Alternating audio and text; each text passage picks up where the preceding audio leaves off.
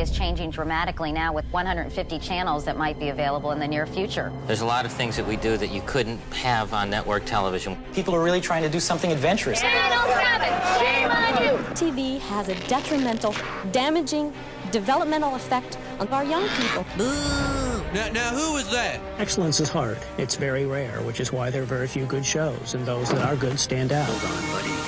Hold on. That was cool.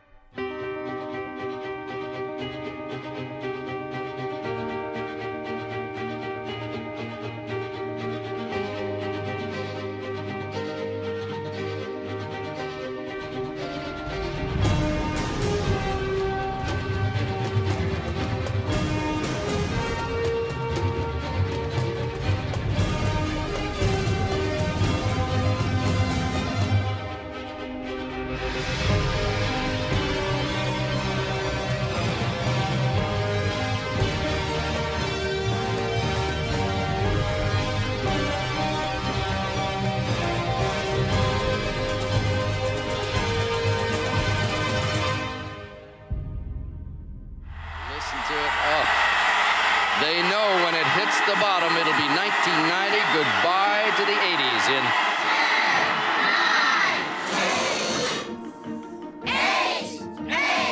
8! Oh, will this horrible year never end? When the 90s begin, we're starting to see a lot of experimentation.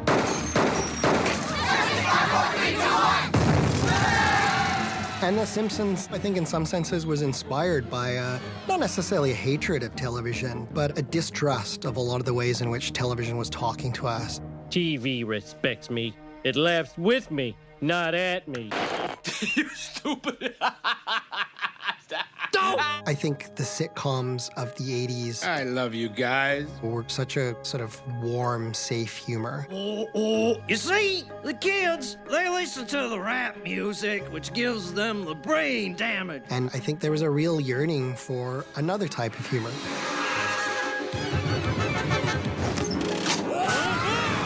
We were able to spoof fatherhood. What a bad father. Which at the time, and I stress at the time, was Bill Cosby as the shining example. Did you ever know that you're my hero? The stuff they got away with because it's a cartoon. The father strangling the child. Are you little? We are going to keep on trying to strengthen the American family to make American families a lot more like the Waltons and a lot less like the Simpsons. Huh? We go to a completely bizarre period of time in 1992 when a sitting president is raging against a sitcom. They have dealt with politics, they've dealt with popular culture, they've dealt with all kinds of issues of racism, of sexism. Don't ask me. I'm just a girl. Right on, say it, sister. It's not funny, Bart. Millions of girls will grow up thinking that this is the right way to act. They have found a way to talk about everything that's going on in our lives through the filter of The Simpsons. Them immigrants, they want all the benefits of living in Springfield, but they ain't even bothered to learn themselves the language. Yeah, those are exactly my sentimonies. I think one of the governing things that's happening with The Simpsons is a distrust of anyone who tells us that we should trust them and doesn't earn that trust. Oh, and I'll take that Statue of Justice, too. Sold. And when they make fun of how Fox works. You are watching Fox. We are watching Fox. They're telling you, don't trust us either. Eat my shorts. All right, I'll eat your shorts. The Simpsons is like Shakespeare in the sense that we quote The Simpsons all the time, very often without even knowing it. Excellent. I wish I could create something that culturally indelible. It's unlike anything else TV's ever wrought. Twin Peaks showed up out of nowhere at the beginning of the decade, and the pilot episode of that was one of the strangest and most exciting things I've ever seen. Diane, I'm at the Twin Peaks County morgue with the body of the victim. What's her name? Laura Palmer. It was incredible. I mean, just how slowly in the beginning the news spread around this little town that this young, beautiful girl had died. And that haunting music was so dark and so beautiful.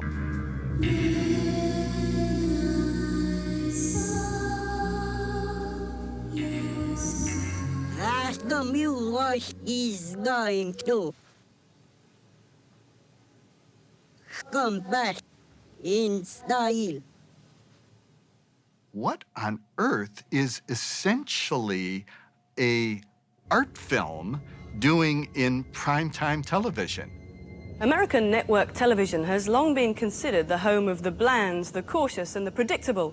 So it was with some trepidation that the ABC network recently launched a new series that was none of those things.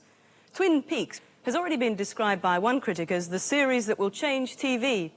It's directed by David Lynch. David Lynch was a filmmaker known for his taste in the eccentric and memorable. The idea that he would do network television in the 90s was crazy. Do you watch much of it? Well, I like the idea of television, but I'm too busy to see very much of it. And what do you think of that which you do see on television? Well, some of it I really enjoy. Are you being diplomatic? Sort of.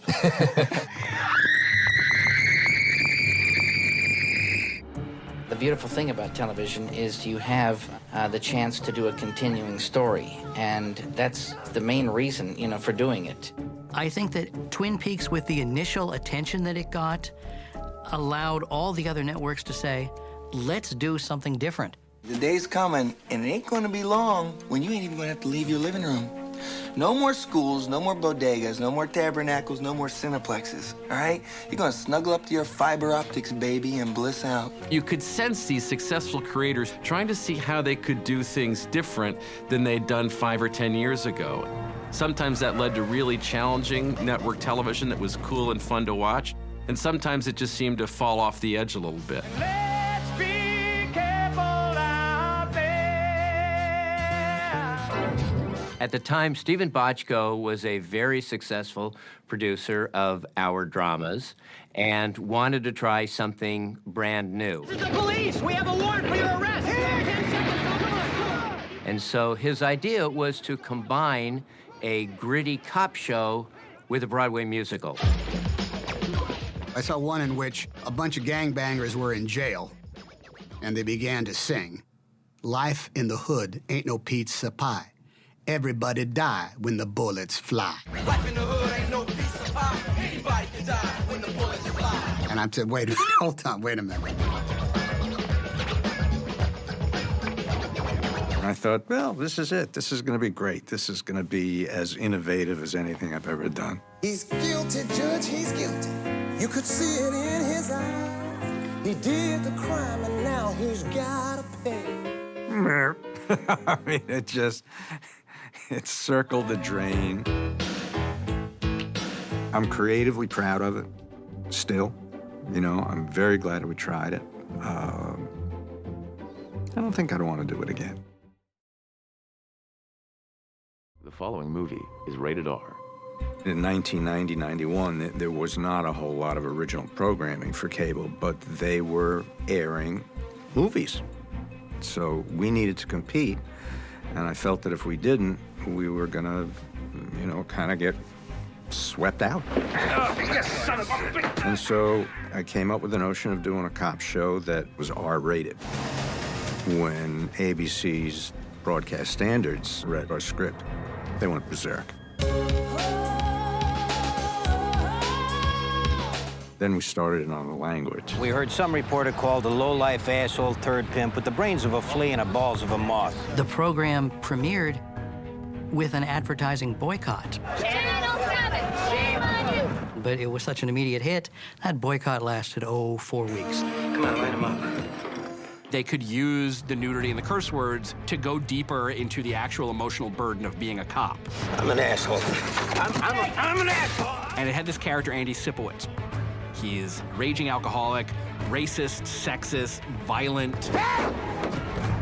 He created the TV anti-hero. I know that great African-American George Washington Carver discovered the peanut, but can you provide names and addresses of these friends? You're a racist scumbag. Despite his flaws, despite his prejudices, I think people identified with his pain. I wish there was a way to say this that wouldn't hurt you, Mr. Wentz. There's a famous early episode where they're investigating the rape and murder of a young boy, and they find a homeless child molester who murdered the kid.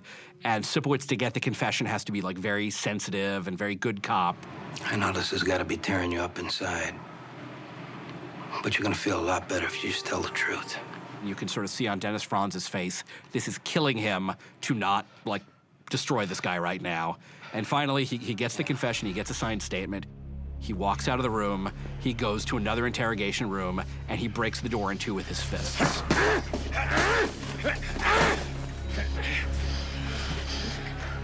And I'm choking up talking about it right now, because, like, that's how great a moment of TV that it is.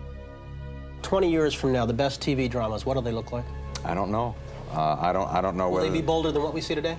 Oh, assuredly. Assuredly they will be. The 90s gave us several shows that didn't really explode in the ratings, but were very influential to other people making television. Homicide is one of them. Shell me with questions all night. I'm living in a danger zone. Homicide: Life on the Street was really innovative in terms of its style. It used music in ways that advanced the narrative, and it also used feature film directors that brought a look and style to the show that really stood out on television. Tears coming out of your eyes. Ain't no tears coming from my eyes. His eyes are brimming with tears. They had so many African-American characters in the cast that on several occasions, they were the only people on camera interacting with one another. And that sounds like so, but as late as the 90s, that wasn't done on television. When a cop shoots somebody, he stands by it. He picks up the radio mic and he calls it in. He stands by the body. If not, cops are no better than anybody else. In the 90s, television was getting more complicated. Stories were starting to become more episodic. Characters were starting to develop and change. None of that happened on Law & Order. This was a show that completely delivered on its formula every time. You get a crime. All right, let's roll. You got the investigation into the crime. You better be packing more than a dirty mouth. You got an arrest. Hey, what's the charge? Hey, I'm asking you a question. What's the charge? Oh, there's no charge. This one's on us. And then you had a trial. He's badgering, Your Honor. Sit down and shut up, Mr. Feynman. Overruled. And you will address the court from now on, Mr. McCoy. And so every time you watched, you got what you came for. Tell me, Doctor, all those women you ran through your examination rooms, do you remember their faces, or did you not even bother to look up? You had in Law & Order the kinds of characters that people take to heart. I'll let you take me to lunch. One-time offer. And if you're an actor and you say, well, gee, you know, maybe it's not really such a bad medium after all. Miranda, Bartolomeo, the Supreme Court's Minnick decision, the whole thing's illegally obtained. They were both represented by counsel. You just get hooked in. It's life and death and stuff. We know what you did. Counsel! Okay, you hear me, Ryan? Counsel! Do you hear me? I'll have your client. Do you hear me? detained. Look at me! Do you hear me, Katana? Law & Order was like crack. You'd have to sit and watch me for 50 minutes, just like, not moving, barely breathing. There are times I've almost passed out watching Law & Order. Carter, get over here. I need your help.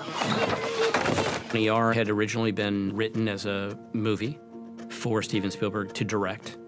And so we had this 2-hour piece, which was a reflection of Michael's experiences as a medical student. Use an angiocath with a 16 needle. You need a large bore in case they're bleeding and you need to transfuse them. Do you know how to start an IV? Actually, no. ER is a hospital show, but it's really an action movie. Green walking wounded, yellow urgent, red critical, and black DLA. Got it? Got it. A gurney comes in, people are shouting instructions, climbing up onto the body and like doing CPR, and suddenly they're racing off to the surgical suite. Get that gurney out of there! Someone wanders in, they're tossing around medical jargon. CPC type and hold 2 units. They don't stop to explain what it is. You know, prep for a peritoneal lavage. I think I know what that is now, but only because I watched a lot of ER over the years. Needed pleural lavage? You could try, but I don't think his heart would take it. We bypass him and warm his blood directly. That'd be the fastest way. What do you think? You're the attending. There was so much information coming at you that I think it made the experience feel as if you had to watch it in the same way that you would watch a film, that you had to stay involved in it the whole time. Come on, Ben, you can make... Hold on, buddy.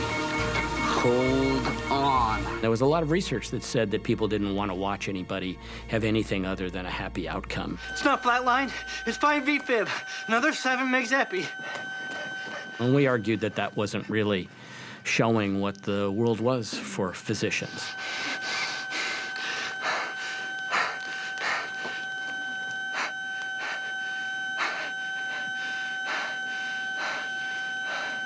I had unbelievable amount of respect for the people who did this because I understood how human they were.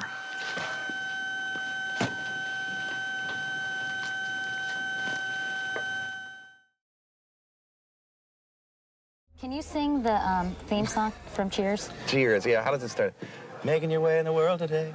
Go ahead, go ahead, go on. I know, but it's cute. Come on, just sing it. Takes everything you got. Taking a break from all your worries sure can help a lot. When you like to get away, sometimes you want to go where everybody knows your name. We decided to end Cheers in the 11th year, and over 93 million people watched the finale of Cheers.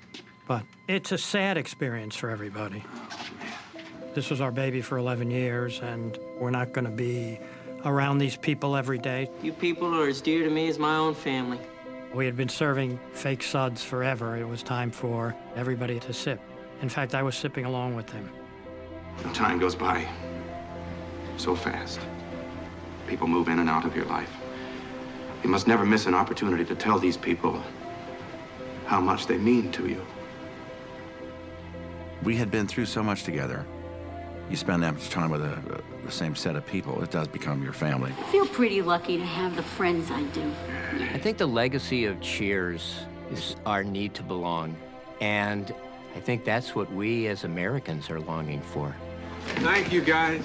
The final scene of Cheers was really, what was Sam's real first love?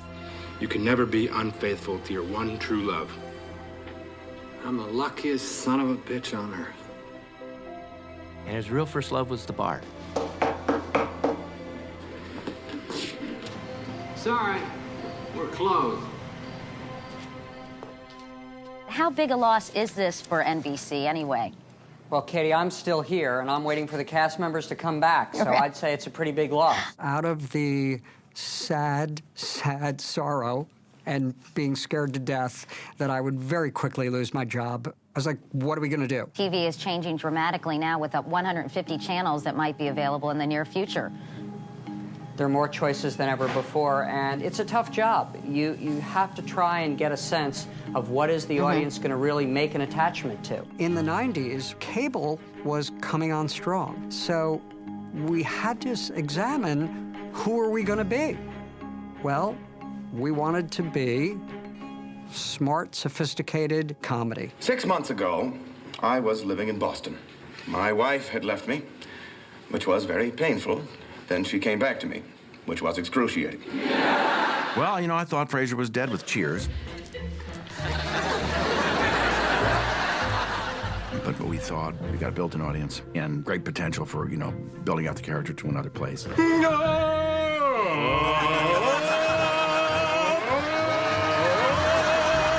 Frasier was kind of like one-act plays. Mother and I moved here when I was a small boy after the tragic death of my father.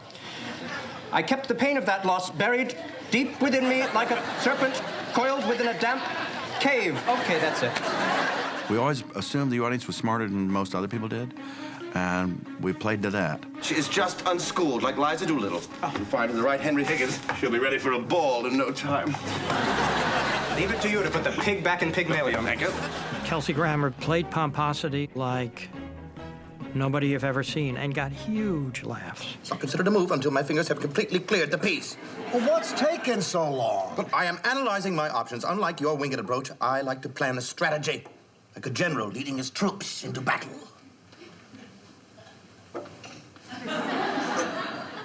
Checkmate, Schwarzkopf. I think Frasier probably stands as the single most successful spin-off, at least in the history of sitcoms. And the Emmy goes to... Frasier! Frasier! Frasier! At the height of must-see TV, Thursday nights on NBC. 75 million Americans watched Thursday night. That was, at the time, 1/3 of the country. Ooh, what is this stuff? The sweater, it's Angora. Well, it's wonderful. The machine that was NBC in the 90s for comedy was untouchable. You're not from around here, are you? It generated so much viewership and money and awards. We do not need this. It's the top of our wedding cake. We're not, it's not a scrapbook, it's a freezer. No! We certainly associate NBC of the 90s with having extremely successful sitcoms, but they weren't the only network that found their way to having some success. TGIF was on ABC on Friday, and it was their block of family-oriented comedies. I can't take it. I need that cake. It was not sophisticated television, but these were shows that people adored.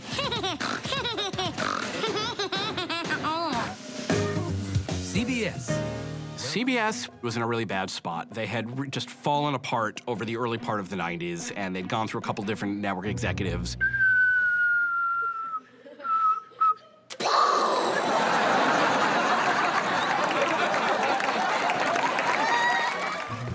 But then suddenly they had this hit with an unknown comic.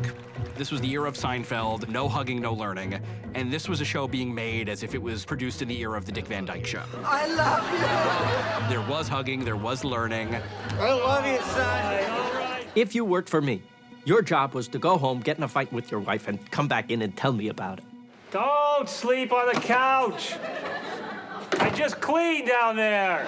In fact, the pilot, I put in this true thing that happened to me, wherein I sent my parents a gift for the holidays of the Fruit of the Month Club. And did you know you sent me a box of pears? Yeah. From a place called Fruit of the Month? That's right. How are they? And my mother reacted as if I had sent her a box of heads from a murderer. Why did you do this to me? I can't talk. There's too much fruit in the house. What is happening? What do you think we are, invalids? We can't go out and get our own fruit? I'm trying to tell him. All right, I'm canceling the fruit club. The real story is where the real connection with your audience is. Thank God, all your families are crazy too.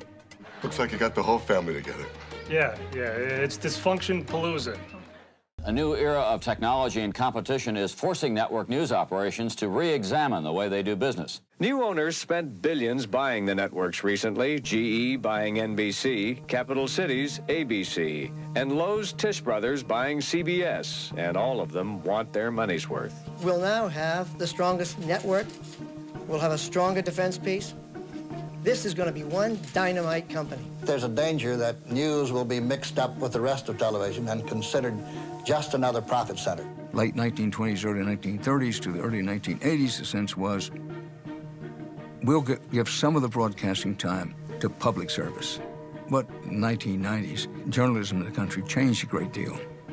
You couldn't talk about public service. It was, what are the ratings going to be? What are the demographics going to be? What is the profit going to be? Well, sensationalism sells.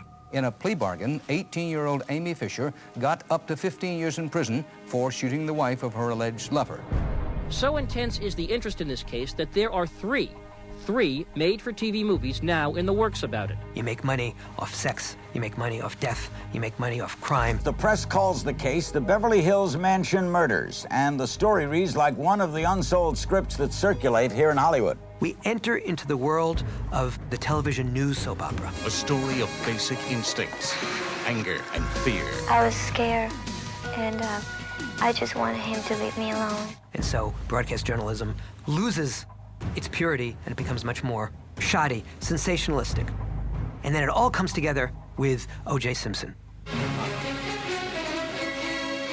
I'm Larry Carroll in Los Angeles. The Los Angeles County District Attorney has just filed murder charges against Orenthal James O.J. Simpson. Okay, I'm going to have to interrupt this call. I understand we're going to go to a live picture in Los Angeles. Police believe that O.J. Simpson is in that car. The O.J. Simpson story starts with the chase and then goes on to his arrest and then culminates with the trial, which goes on and on and on and is televised day after day after day. This is going to be a long trial. There's a lot of evidence to come in. The O.J. Simpson case was such a national phenomenon that those of us who were covering it just lived this case 24 hours a day because there was so much demand for people talking about it. As Simpson struggled to slide the gloves onto his hands and turned toward jurors saying they're too small, prosecutors were incensed. The trial was on television during the hours that had traditionally been the time for soap operas. He appears to have pulled the gloves on, counsel. And O.J. was very much a soap opera. He's impeached by his own witness. I ask that you put a stop to it. Either put Cordova on the Excuse stand me, Mr. or Bailey. stop her from Stand up and speak when it's your turn. No question that the best TV show of the 90s was the O.J. Simpson trial, and everybody on it was riveting. NBC News in depth tonight. The Simpson trial finally winding to a close. We, the jury, in the above entitled action, find the defendant, Orenthal James Simpson, not guilty of the crime of murder in violation of Penal Code Section 187A. The verdict of the O.J. Simpson trial, viewed by 150 million people. It's more people than watch presidential election returns. That's crazy. Because there was trial footage every day, CNN saw its audience increase like 5 times. The success of CNN was not lost on other people. And so there were competing forces coming into play. How delighted I am that we've now reached this moment when we can firmly announce the starting of a Fox News channel. Unfortunately, with cable news and the ability or the need to be on the air 24/7, where you're trying to get as many eyeballs as possible at one time, to gravitate toward those stories that are sensational, it brought us the ability to go too far. Is the Jean-Benet Ramsey murder investigation turning into a media circus? Yes, it's tabloid, but on the other hand, it's a tabloid era. And here's the point. Here's where the fear comes into it, I think, Larry. It's the fear that says, gosh, if we don't cover it big time, our competition is, and when they cover it big time, they're going to get a big jump in the ratings. And the first thing is to last. If we're going to last, if we're going to survive, we got to do it. What you also see is a whole army of commentators, people who make their business talking about the news. What I say is what we should do is we should bomb his capability of producing oil. Take out his refineries, his stations, his wells. They don't have any capability of producing oil. Well, they're certainly selling a lot of oil to the networks were doing good journalism, but they became much more preoccupied by profits. It's much cheaper to have someone in your studio pontificating than to have reporters out in the field reporting. I don't know if any of this is true, but what I've heard is that the father went down, opened this basement room, which the FBI had bypassed. Every single sentence on CNN, perhaps on CNBC, on Fox, on MSNBC, begins with the words, "I think." But after a while, people get confused by what is speculation, by what is innuendo, by what is fact. And as far as the viewer is concerned, be very, very careful of unsubstantiated information presented with great hype. In the mid-1990s, if you took a look at the list of the 50 most watched shows on cable, at the top would be Nickelodeon. Rugrats, Blue's Clues. Don't you know cartoons will ruin your mind? Ren and Stimpy had some very surreal, high-concept humor to it. And this is the beginning of the splintering of the television audience and the splintering of the family audience, really. I mean, because with families having 3 or 4 TVs in the house, you had a kid watching Nickelodeon, you had the dad watching ESPN Sports, you had the mom watching Lifetime. They were in their own separate universes watching television. By the time of the 90s, MTV wasn't merely a music channel. They were having great success in terms of creating shows that incorporated music, but that also were shows and programs that stood on their own. Yes! That was cool. Certainly Beavis and Butthead sort of established what MTV could be because the show was about people making fun of music videos, just like people in the audience were doing. Whoa. Check out his neck. Yeah.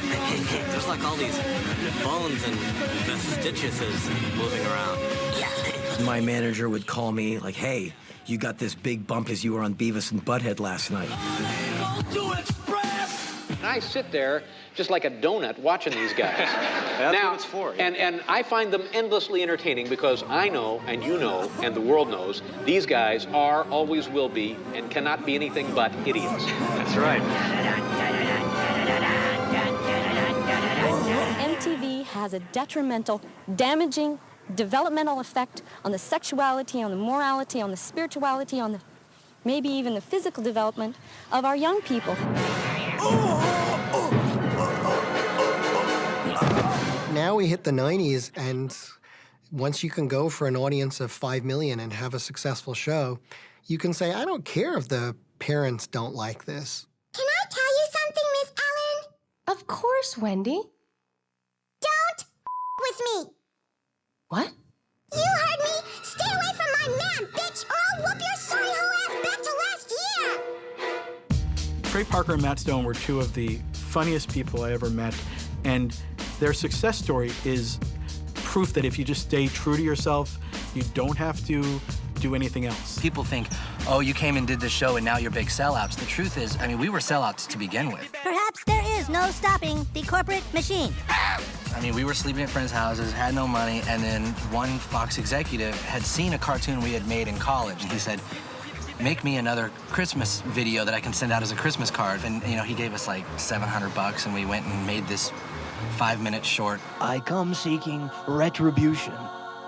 He's come to kill you because you're Jewish, Kyle. Oh, It went around the TV community like wildfire.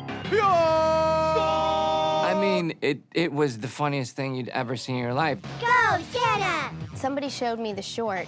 Go, Gigi. I thought it was hysterical, so I called and said, get them in here right away.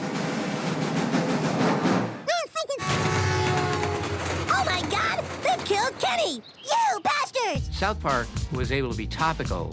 Just come to your old pal, Saddam Hussein. South Park really, really detests hypocrites. Christians and Republicans and Nazis, oh my! Well, okay, Mrs. Cartman, I'll legalize 40th trimester abortions for you. Could you imagine back then that these people would ever get on network television? Or any kind of television?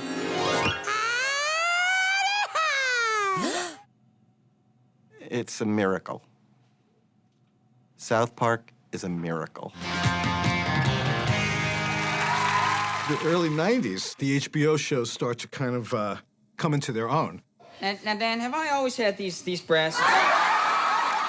A lot of people want freedom. They don't want to go back to the networks, which are saying you can come to us where you'll make more money, but you also have content restricted. You could go to cable and have no restrictions, not make as much money, but have freedom of expression, which almost everybody who works in these mediums wants. White people don't trust black people. That's why they won't vote for no black president. Like a black brother will the White House. Like the grass won't be cut. Dishes piled up, cousins running through the White House, cookouts, basketball goal in the back. In the late 80s, HBO was just sort of gaining ground for series.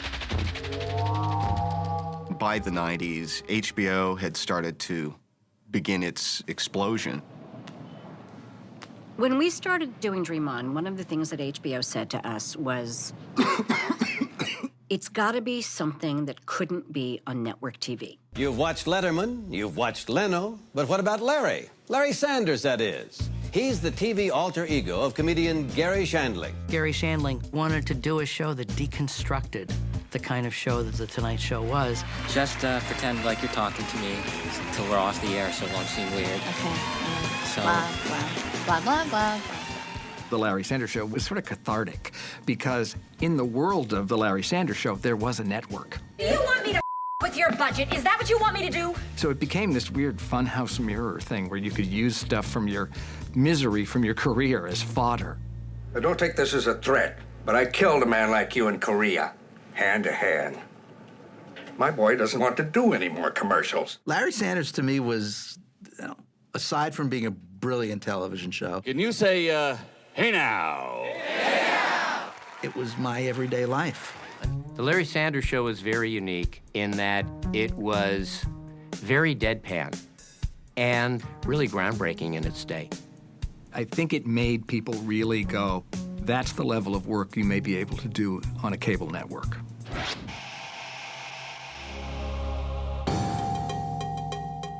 Oz comes on in '97, and it's set in this fictional penitentiary. Wow, what a strange show that was. In Oz, sometimes the things you can't touch are more real than the things you can. For instance, fear, hatred, loneliness are more real to me than a shank and a soul. It was jaw-droppingly violent. It's a men's prison, it probably should be. But, it kind of announces the idea that HBO is going to get very serious about doing scripted dramas. It's finished! It's over! But HBO really, in my mind, comes to its own in 1999 with The Sopranos.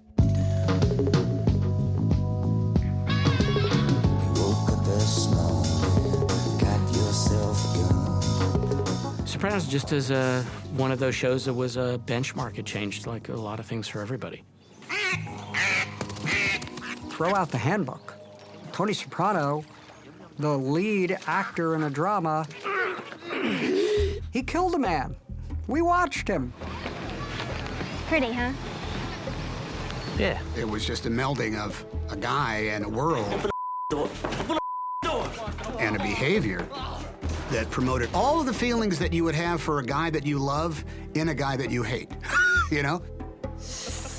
Sopranos came on TV, and it really showed us the future, whether we realized that was going to be the future of television or not. This husband of yours, Carmela, how much we love him. Mwah. He's the best. He's like a father to me. Just make sure nothing happens to him. That character in that show was a great inspiration to a great many shows that came after it, including one that I worked on. You know what I want, Tony? I want those kids to have a father. They got one. This one. Me. Tony Soprano. And all that comes with it. Oh, you prick. Because of the quality of those shows that happened in the 90s, actors no longer felt that it was a come down to come work in television. Audiences started to look towards television for what they had only found before in feature film. What did I ever do to you except deliver the South? You shouldn't have made me beg. Network dramas became very innovative. They were really making a new mark. Once we started making the kinds of shows that we were making in the 90s, you couldn't shut the door on them. Get me out.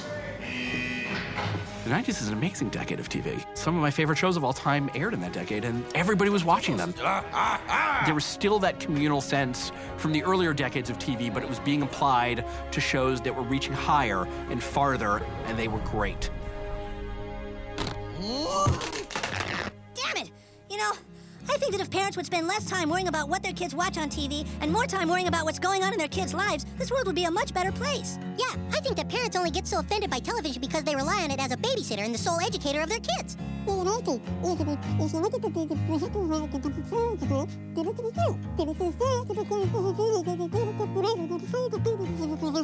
Totally, dude. Good point, man. Quick, jump through the window!